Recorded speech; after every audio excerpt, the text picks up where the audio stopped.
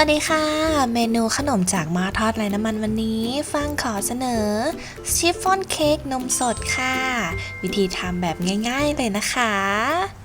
ฟังยังมีสูตรอาหารและขนมจากมาทอดไร้น้ำมันอีกมากมายฝากกด Subscribe เพื่อเป็นกำลังใจให้น้องฟังด้วยนะคะขั้นตอนแรกนะคะฟางจะทำการแยกไข่ขาวและไข่แดงก่อนนะคะวันนี้ฟางใช้ไข่ไก่เบอร์2นะคะทั้งหมด2ฟองค่ะ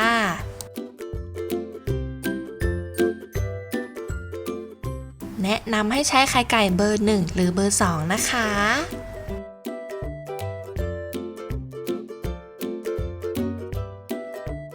เรียบร้อยแล้วค่ะเดี๋ยวเราไปผสมในส่วนของไข่แดงก่อนนะคะส่วนไข่ขาวพักไว้ก่อนนะคะ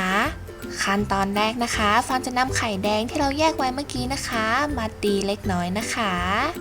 จากนั้นฟางจะใส่น้ำตาลทราย20 กรัมลงไปเลยค่ะ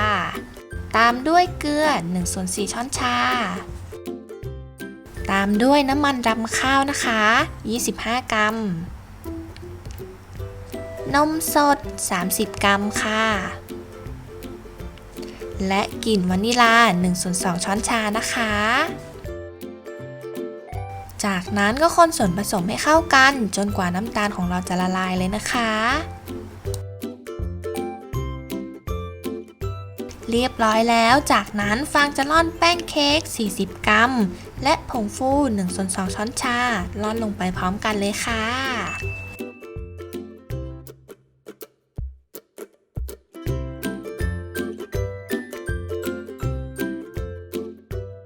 เรียบร้อยแล้วจากนั้นก็คนส่วนผสมให้เข้ากันจนเป็นเนื้อเดียวกันเลยนะคะพยายามคนให้เข้ากันจนไม่มีเม็ดแป้งเลยนะคะ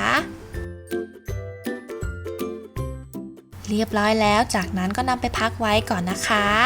ขั้นตอนต่อไปเดี๋ยวเรามาทำส่วนไข่ขาวกันค่ะฟางจะนำไข่ขาวที่เราแยกไว้นะคะมาตีให้ขึ้นฟูเล็กน้อยค่ะ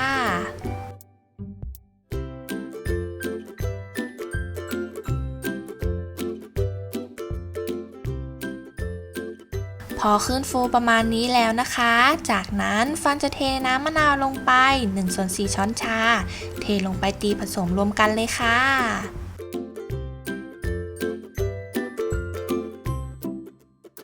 จากนั้นฟังจะนำน้ำตาลทราย25 กรัมค่อยๆเทลงไปนะคะจากนั้นก็ตีไปเรื่อยๆจนกว่าจะตั้งยอดได้แบบนี้นะคะเรียบร้อยแล้วจากนั้นฟางจะนำส่วนผสมของไข่ขาวค่อยๆผสมกับส่วนผสมของแป้งเค้กทีละนิดนะคะ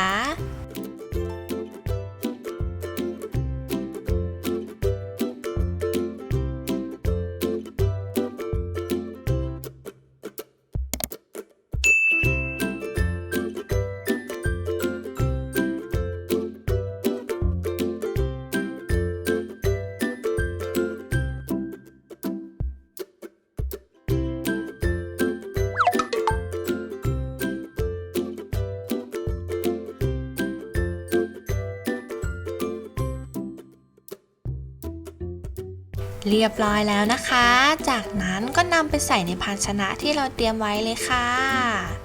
สำหรับตัวภาชนะนี้นะคะถ้าใครสนใจเดี๋ยวฟางจะทิ้งลิงก์ไว้ด้านล่างนี่เลยนะคะ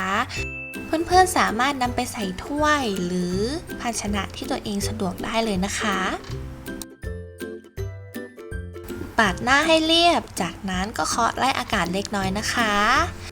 ขั้นตอนต่อไปฟังจะนำกระดาษฟอยล์นะคะมาคลุมตัวเค้กของเราแบบนี้เลยค่ะเรียบร้อยแล้วจากนั้นก็ใช้ไม้จิ้มฟันนะคะจิ้มทั่วกระดาษฟอยล์เลยค่ะวิธีนี้นะคะจะช่วยให้หน้าเค้กของเราไม่ไหม้ก่อนที่ข้างในเราจะสุกนะคะฟังจะใช้อุณหภูมิที่200 องศาเวลา25 นาทีนะคะหลังจากที่ครบ25 นาทีแล้วฟางจะทำการเอากระดาษฟอยล์ออกค่ะแล้วนำเข้าหม้อทอดไร้น้ำมันฟางจะปรับอุณหภูมิให้เหลือแค่120 องศาเวลา10 นาทีค่ะ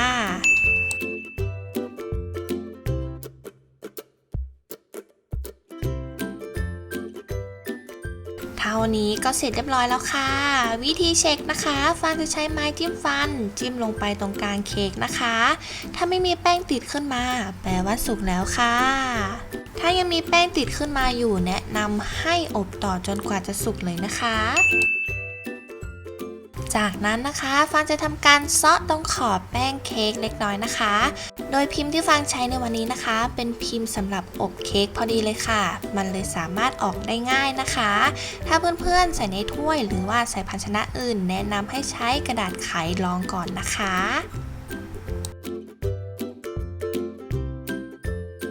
ชิฟฟ่อนเค้กนมสดของเราก็พร้อมเสิร์ฟแล้วค่ะวิธีนี้เป็นวิธีที่ง่ายมากเลยนะคะเนื้อของเค้กมีความนุ่มเด้งแล้วก็หอมมากเลยนะคะคลิปหน้าอยากให้น้องฟางทำเมนูอะไรเกี่ยวกับหม้อทอดไร้น้ำมันสามารถคอมเมนต์มาพูดคุยกันได้เหมือนเดิมเลยนะคะหรืออยากสอบถามวิธีการทำนะคะสามารถทักมาที่แฟนเพจทำง่ายทานง่ายบายลิลลี่ฟางได้เลยนะคะถ้าชอบสูตรนี้ฝากกดไลค์กดแชร์ให้น้องฟางด้วยนะคะคลิปหน้าจะเป็นเมนูอะไรฝากกด Subscribe กดกระดิ่งแจ้งเตือนเพื่อจะได้ไม่พลาดคลิปใหม่ของน้องฟางนะคะสำหรับคลิปนี้ขอตัวไปก่อนนะคะบ๊ายบาย